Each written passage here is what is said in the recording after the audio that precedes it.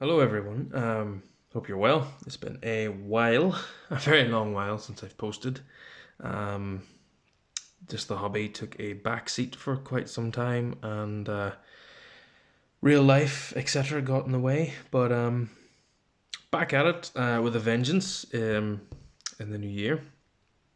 And I have been watching everyone's videos, probably not commenting as much, but really enjoying everyone's progress. But anyway, new year, and I have finished the Confederate side of my epic scale American Civil War. So these are all the Warlord games, and this is the entire contents of the box of Guts and Glory that you get, minus some skirmishers, which I'm not quite sure what I'm going to do with them. Because I'm still sort of reading into how they use skirmishers, so I've left those for now. But some of this you've seen before, but basically what we have is 6 regiments of foot. We've got 3 small regiments of Zouaves, 3 batteries of cannon, and then some cavalry and dismounted cavalry at the back. So I'll show you some examples of what I've painted. Here's the cavalry. You may have seen some of these before, I can't remember.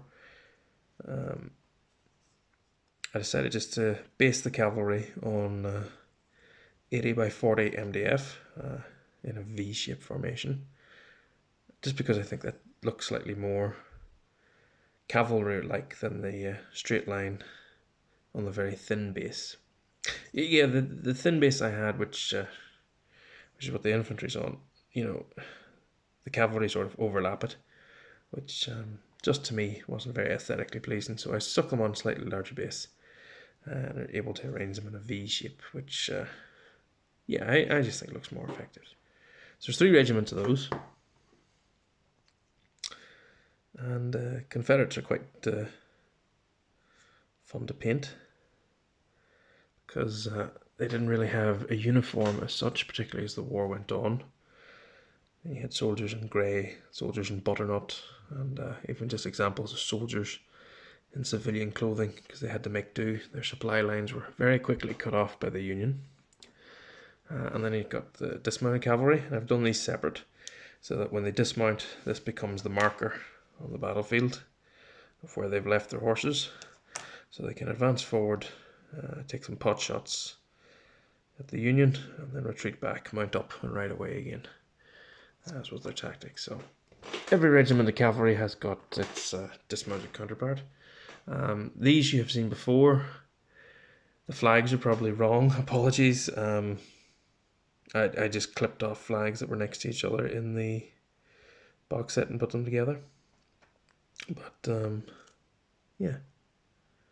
Again, very sort of, I don't want to say colourful because the colours are quite muted, mostly, but yeah, an interesting force to see arrayed out in the battlefield.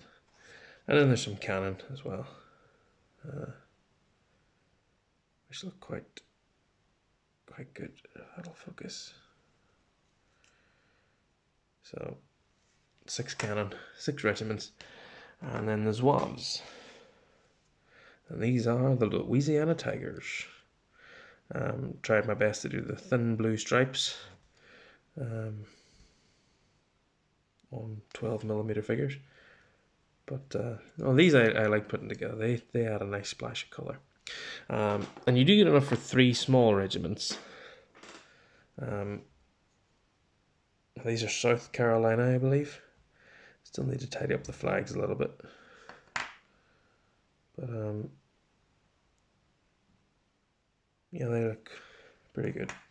But the reason I went for small regiments is that when I was reading up about the Confederates and their Zouaves, they never really had regiments at full strength. And actually, the more I read about any period of history, you never really had soldiers at full strength. Even in the Napoleonic era, I think a French battalion in the Napoleonic era was supposed to be around 840 men on paper, but they never actually had that. Realistically, more around 600 or 700. So there was, because of casualties and sickness and whatnot. So having a smaller regiment for these,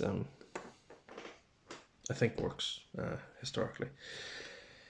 And then there was just some commanders, just mounted them on 2p bases. Never on the Queen's head. So I clipped off some extra guys just to make the bases a bit more interesting. Same him.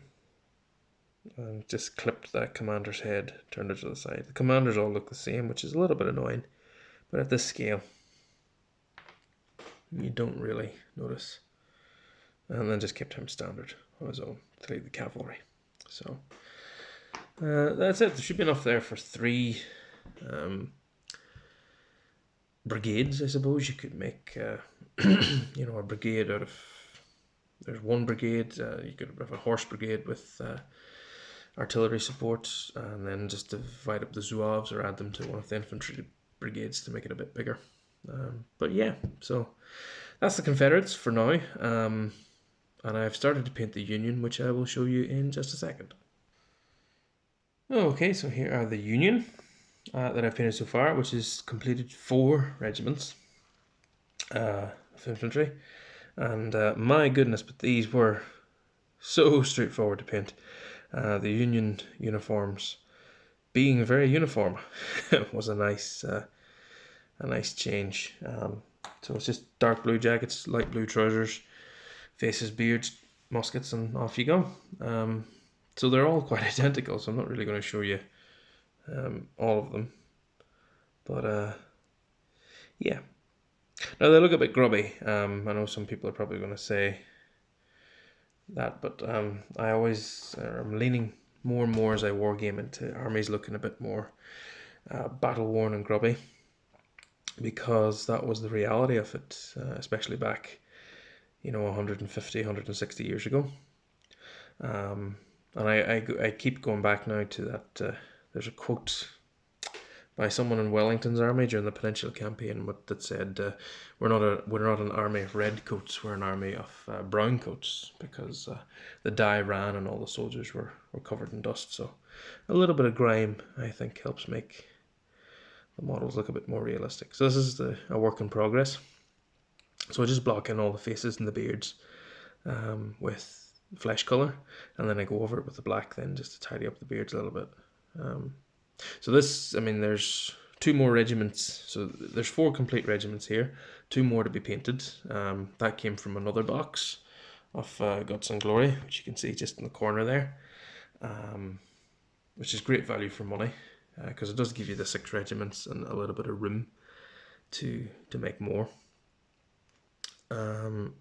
So there's 4 regiments done, 2 regiments to be done, and yeah, I went through. There's 10 stands of infantry here, 12 stands of infantry. I went through these, got them to this level in about 40 minutes. So you fly through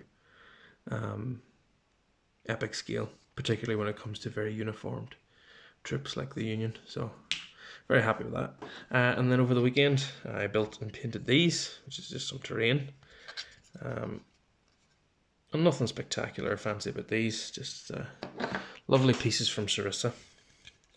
Very solid, very, very solid, which is good, because I thought when I saw these, my son had to paint the bottom brown because the ground is brown. Anyway, but yeah, they're very solid. When I saw these online, I thought these are going to be, a bit fiddly and finicky to put together, but they were actually a dream. They came together very well and quite quickly. So these are the shacks and hovels. And again, just adding some, specks of beige there for dust and things. And then the barn you may have seen before. Put a little bit more detail into it with the windows.